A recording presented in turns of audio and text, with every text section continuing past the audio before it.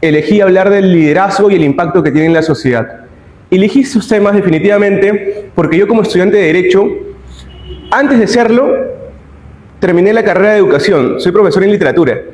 Luego de ello, inicié el camino del Derecho, pero abocado a utilizar todas las herramientas que tenía como profesor y aplicarlas, evidentemente, al desarrollo de la carrera de Derecho. Al día de hoy, no me puedo considerar personalmente como un líder. No lo hago, porque lo que hago a diario es tratar de romper puertas. Siempre he dicho, me rompen o me dejan una puerta, yo la rompo, abro otra o creo una puerta, creo oportunidades. Y es lo que están haciendo todos ustedes, crear oportunidades. Crear oportunidades no es una cuestión meramente subjetiva. Crear oportunidades en el ámbito del derecho es justamente promover un ámbito de igualdad, un principio de igualdad en el ámbito educativo, en el ámbito de la cultura como tal. ¿Por qué el derecho empodera? Comentaba hace un momento en una pequeña entrevista a su organización. Empodera porque cuando tenemos conocimiento de la Constitución, de aquellos artículos que invisten al ciudadano como tal con una fuerza ante el Estado, con una fuerza ante el ámbito privado para defender de repente aquellas injusticias o aquellas desconformidades, es que encontramos un respaldo en la ley. Tomamos fuerza de la ley. Es imposible que si vemos una protesta que un policía ejerce de manera desproporcional la fuerza, no tengamos que recordar de repente alguna convención, de repente alguna jurisprudencia de la Corte Interamericana de Derechos Humanos, cuando ejerce un control de identidad, cuando realiza una intervención o quiere mitigar o quiere controlar en todo caso de repente un acto de vandalismo o insurgencia. Hay maneras de poder hallar control, poder hallar en todo caso un ámbito de mitigación de lo que podría ser nocivo, ¿no? Ilegítimo, de repente ilegal o en todo caso podría tornarse violento. Bien, yo considero personalmente que el papel como estudiantes de Derecho, como abogados, doctores, en un futuro debería ser atender al principio de contribución social. Kelsen hablaba sobre el principio de contribución. ¿De qué habla el principio de contribución? Habla de que este principio nace desde el derecho romano, incluso antes. ¿Por qué menciono esto? Porque en este tiempo se hablaba del talio. ¿Recuerdan la ley del talión, el ojo por ojo, el diente por diente?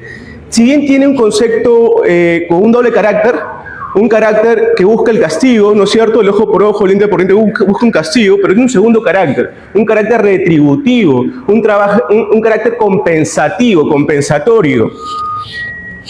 Si vemos esta ley del talio como tal, y en el ámbito profesional reconocemos que se puede aplicar el principio de retribución social, es decir, el principio de retribución situado en el ámbito social como tal.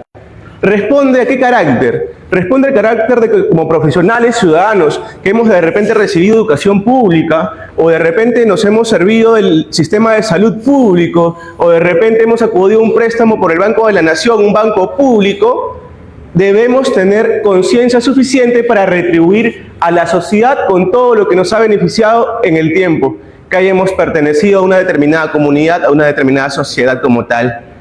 Entonces yo considero, y transmito la idea, ¿no? Cada uno puede tomar un criterio muy distinto, pero transmito la idea.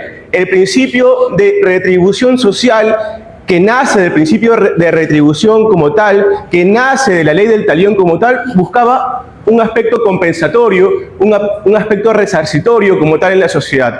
El concepto se mantiene, la óptica se mantiene, y miren desde dónde proviene, desde el derecho romano, incluso desde antes. Entonces encontramos en la actualidad que el principio de retribución social debe tener un carácter definitivamente de esencia en el desarrollo profesional, no solamente de los profesionales en el derecho, no solamente de los académicos en el derecho. Yo considero que debe transmitirse a todos los ámbitos académicos y profesionales.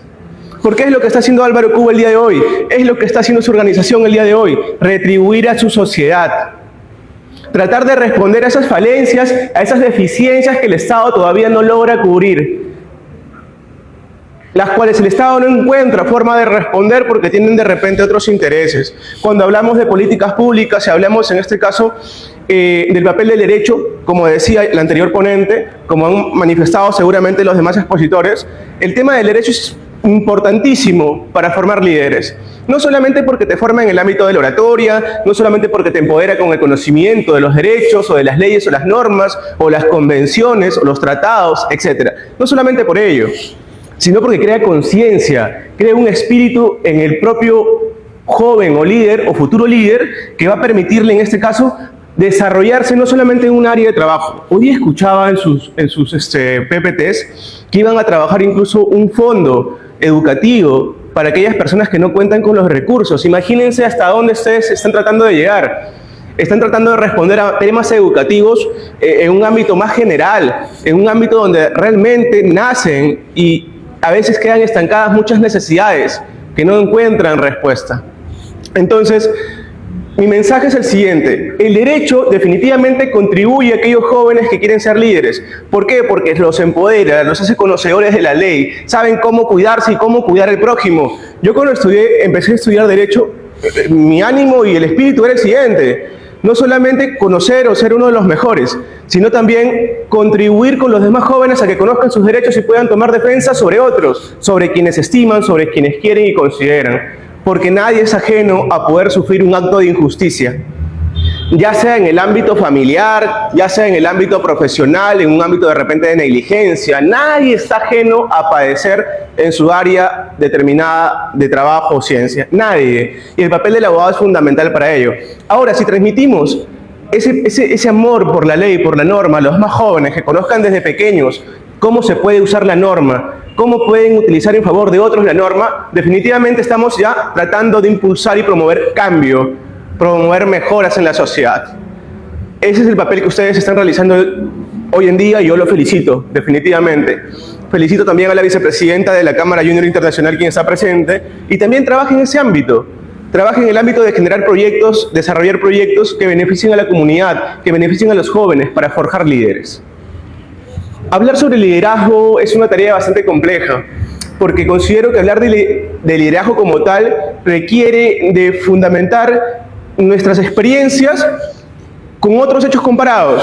Yo cuando observo de repente a Álvaro, tan joven, ejecutar diferentes proyectos académicos, sociales, y lo comparo de repente con la trayectoria que yo he tenido, con los logros pequeñitos que yo he tenido, ¿no? Digo, carambas, me alegra demasiado que hayan jóvenes con tanta proyección, que en este momento estén haciendo de repente cosas que yo en algún momento no pude por, ya sea timidez, duda, de repente por falta de apoyo, como fuese. Hay jóvenes que ya lo están haciendo. Entonces, Álvaro y toda su organización son muestra definitivamente de que el derecho empodera, de que el derecho permite formar líderes y de que estos líderes definitivamente van a repercutir en su sociedad. Lo están haciendo. Como jóvenes académicos de las diferentes facultades de Derecho de la ciudad de Chincha, están ejerciendo un impacto en su sociedad. Están trabajando por su sociedad. Lo están haciendo muy bien. Entonces, lo que yo quería exponer hoy día y tratar de transmitirles era lo mismo. Lo que ustedes están viviendo, yo simplemente estoy tratando de explicarlo, relatarlo desde el poco conocimiento, poca experiencia que puedo tener. Entonces, ¿el derecho es fundamental para formar líderes? Lo es. ¿El liderazgo es importante para impactar y generar cambios en la sociedad? Lo es. Porque quizás el Estado no encuentra formas de responder o tiene otros intereses, o el Congreso, nuestros poderes políticos tienen otros intereses. Perfecto, no hay ningún problema. Desde la sociedad civil, desde el trabajo cooperativo de organizaciones y jóvenes empoderados, se puede lograr cambio. Hoy ustedes lo están demostrando. En ICA hay organizaciones que lo están demostrando. Flavia es consciente de ello viniendo de ICA y como vicepresidenta de una organización. Muchos de ustedes que forman parte de muchas otras organizaciones saben que se puede hacer cambio. No necesitamos grandes recursos para hacer cambio. Conocer el derecho, conocer cuáles son nuestras capacidades, cómo podemos desarrollar esas capacidades para lograr cambio es suficiente para poder lograr impacto en la sociedad. Mi experiencia de repente en ese momento podría abocarse a compartirles algunas propuestas de cambio que yo he podido materializar. Lo voy a hacer de manera breve para culminar. En la ciudad de Ica hace mucho tiempo se generaron diferentes campañas de limpieza. ¿Por qué? Porque existían ordenanzas municipales que abocaban evidentemente a poder contribuir con la policía que recolecta la basura, pues no, a mitigar en este caso los daños ambientales. ¿Se generaron políticas culturales? También se generaron políticas culturales que abocaban a ¿qué? Colocar letreros en las calles, colocar obviamente carteles que inducieran a la cultura de la propia sociedad, ¿no? A tener cuidados, ¿no? Y tomar medidas sobre el control de los daños que se puedan generar en el medio ambiente, ¿no? Cuidando y cautelando el uso de recursos y mantenimiento de recursos, lo que se trata en el tema de recuperar de repente algunos recursos que se encuentran en últimos, ¿no? En último estado, ¿no? Y se pueden de repente mejorar y volver a darle un segundo o tercer uso, ¿no? ¿Qué pasó con ello? Que estas políticas se materializaron de diferentes formas, pero quedaron obsoletas, porque cambiar la cultura de una sociedad no implica solamente cambiar un papel o simplemente crear una norma. No solamente basta crear una ordenanza municipal y ya, requiere trabajo humano, requiere persistencia sobre la resistencia que la propia cultura puede mantener a poder ser permisivos de tomar de repente conciencia de su realidad. ¿Qué faltaba ahí? Que existieran jóvenes como ustedes, pendientes y preocupados de este tipo de falencias, que tomaran acción, que llamaran a otros jóvenes a participar, que involucren a la sociedad civil, que involucren también al ámbito privado, no solamente al ámbito público, al ámbito privado también, porque ellos son responsables de, son parte de, y requieren de. Entonces, recuerdo que se generaron algunas campañas sociales con grupos o voluntariados para hacer campañas de limpieza. Funcionaron durante un tiempo. Y yo tuve una pequeña experiencia con algunos amigos. Recuerdo que salía con ellos siempre a Huacachina. Muchos de acá de ustedes conocen Huacachina. ¿Y qué pasa? Nos sentábamos a compartir y en el desarrollo, pues, ¿no?, de nuestra tertulia, nuestra conversación amical, todos botaban basura al piso, ¿no? Tomaban algo y lo botaban al piso. Yo recuerdo que en ese momento estaba iniciando en todo este desarrollo de personaje, ¿no?, en el ámbito del trabajo social, el ámbito académico. Y recuerdo que de los 5 o 6 que estábamos reunidos, era el loquito, lo digo así, que levantaba todos los restos y los ponía en el tacho. Lo habré hecho como 10 veces lo habré hecho, en diferentes reuniones en el tiempo. Hasta que en una de esas reuniones, eso que yo hacía repetidamente, ¿no?, generó un pequeño malestar en alguno. Como que tomó conciencia. Dijo, ya, este pata está loco, siempre que salimos para reunir la basura y la bota al tacho, ya se cree muy limpio, ¿no? Muy consciente. Pasa que uno de mis compañeros siguió, uno de mis amigos siguió con la acción, ¿no? Siempre que salíamos, ya él también me apoyaba. Oye, ya tienes razón, hay que ponerlo en el tacho. Pasaron los meses y del grupo de 6 personas, los 6 comenzaron a tomar conciencia de que de verdad, o sea, tenía un significado el hecho de tomar conciencia y no contaminar. ¿Qué pasó con esa pequeña experiencia? Fue influyente. La persistencia que yo mantuve, la resistencia que yo mantuve de repente a que ellos pudiesen en algún momento tomar interés y conciencia, sucedió. Y cuando me di cuenta que era capaz, mediante mis acciones, de dar un ejemplo y poder influir en el resto, me di cuenta que todo era posible. Si eres capaz de cambiar un aspecto de la conciencia de 5 o 6 personas, eres capaz de cambiar la conciencia o algún hábito de cientos de personas. Solamente tienes que ser constante. En el ámbito académico sabemos que tenemos que ser constantes. Tenemos que estar repasando tal libro, tal artículo, revisar tales artículos o revistas, leer tal modificación, leer criterios de otros abogados sobre la modificación. No solamente tener mi propio criterio, yo puedo entender a mi forma la modificación de tal ley, ¿no? De repente la ley de contrataciones públicas del Estado, tengo mi propio concepto, sé que por aquí no hubo un cambio mayor, no me interesa, pero de repente otro abogado leyó la norma y sí encontró un sentido distinto a lo que yo pude interpretar. Es más, tiene una crítica diferente. Entonces, las percepciones son múltiples y todas logran influir al final en nosotros, si es que tenemos la intención y el interés de que influyan en nosotros y generen un cambio positivo. Entonces, así como esta pequeña experiencia que les comento, en el tiempo de desarrollo personal que he tenido, he podido ser testigo de muchas otras, en actividades sociales, también en actividades académicas. Y felicito mucho que a mis 32 años, cuando comencé en este trabajo de proyectos sociales, cuando tenía 16, sucedió lo que yo pensaba iba a suceder. Hay muchísimos jóvenes más conscientes y que siguen generando y creando proyectos académicos, sociales, y Por eso Ica, al día de hoy, es la segunda o tercera región que cuenta con más organizaciones sociales, ¿no? Más organizaciones sociales, y que apoyan evidentemente a su comunidad como tal y están logrando impacto en su comunidad. Hay mucha gente que quisiera que fuésemos la primera región en el desarrollo, en este caso, y ejecución pues, ¿no? de proyectos por organizaciones. Y yo creo que lo vamos a lograr ser, porque lo que venimos trabajando hace años está teniendo ya efectos. Definitivamente está teniendo efectos positivos. Y yo siempre he creído, puedo caer en un error, pero siempre he creído de que a veces no necesitamos del Estado. Por lo menos para tomar acción y resolver problemas sociales, a veces no es necesario el Estado.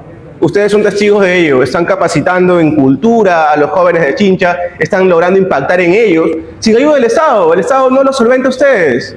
Ustedes solventan con sus propios recursos y a la manera que ustedes consideran definitivamente poder materializar sus proyectos.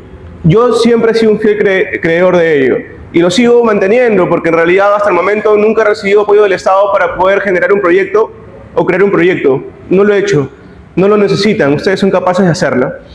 Para cerrar mi pequeña participación, quisiera brindarles unas pequeñas palabras que buscan motivarlos un poco.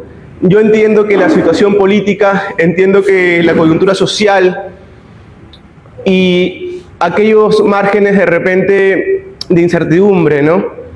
que generan zozobra en nuestra comunidad como la delincuencia, la criminalidad, el ámbito económico, que es tan voluble y volátil en este momento, son factores que perjudican y generan definitivamente situaciones de estrés en todos los jóvenes, en nuestras familias, es más. Porque la situación es bastante cambiante. Quisiéramos que fuese mejor, ¿no? Pero la situación es bastante crítica.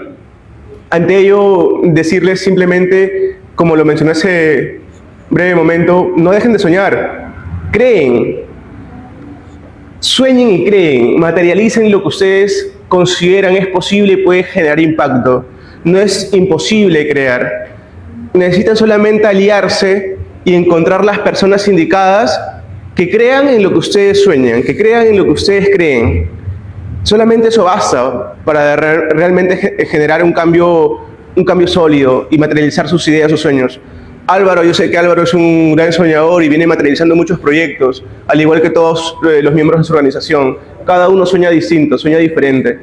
Apoyémonos juntos a que esos sueños se hagan realidad. Y si son sueños no mezquinos, sino son sueños que no solamente responden a nuestros intereses y responden de repente a intereses de la comunidad como tal, a intereses colectivos, intereses sociales, cuéntenlos, coméntenlos con alguien. Alguien va a creer en ustedes, alguien los va a escuchar, alguien va a permitir abrir esa puerta o mínimamente alumbrar el camino que ustedes necesitan para materializar sus propuestas. Con Álvaro hemos hablado de cuántos proyectos de repente con incidencia política. De repente generar una cámara, una incubadora de proyectos de ley. Una vez lo hablamos cuando Álvaro era director académico de la Asociación de Estudiantes de Derecho de Ica. No existe esa propuesta. Creo que en Chile existe una incubadora de proyectos de ley y es un proyecto que el Congreso ha promovido. Imagínense que en su región, en Ica o en el Perú, hayan jóvenes que promuevan ese proyecto de ley en el Congreso y obviamente sean los fundadores, los creadores de la propuesta. Sería muy interesante. Entonces, en el ámbito del derecho podemos hacer infinidades de cosas. Promover proyectos de ley, generar mesas interdisciplinarias. Con esto me retiro. En Ica hay un dilema bastante complejo. Si es que vulneran nuestros derechos o no, cuando ingresamos a una institución pública o privada y revisan nuestras pertenencias, nuestras mochilas. Yo considero que en el estado de incertidumbre y criminalidad que vivimos, es una medida pequeñísima para tomar control sobre ello. Pequeñísima para mí. Y si hablamos de un test de proporcionalidad, como lo ha mencionado Roxin en muchas ocasiones, sería básico entender como estudiantes de Derecho que prima el interés colectivo y la seguridad colectiva sobre de repente la molestia, ¿no? El pequeño percance de que puedan revisar mis pertenencias al momento de ingresar o salir de la institución educativa o entidad pública o privada como tal. ¿Por qué no incentivar como estudiantes, mediante el apoyo de un colegio de abogados, una universidad, crear una mesa interdisciplinaria, donde esté el alcalde, el gobernador regional, rectores de las universidades, presidentes de las organizaciones, y participen para poder tomar una decisión sobre cuestiones que son elementales, definitivamente versan sobre derechos fundamentales o no. Salud, seguridad, dignidad, sí, evidentemente. Yo de repente tengo algo muy personal dentro de mis cosas o pertenencias que no quiero que nadie lo vea y viene el seguridad simplemente me dice abre la mochila y yo no quiero. Tengo también la facultad de resistirme. Tengo la facultad de decir no, no quiero mostrarte mis cosas. Entonces, evidentemente hay una colisión. Hay una colisión de derechos. Sería bueno crear una mesa interdisciplinaria. Bueno, con eso los dejo. Espero haber podido compartir algo pequeño de mi experiencia y que sirva a ustedes definitivamente en su desarrollo. Definitivamente escucharlos me ha servido bastante a mí y les agradezco muchísimo. Muchas gracias a todos. Muchas gracias.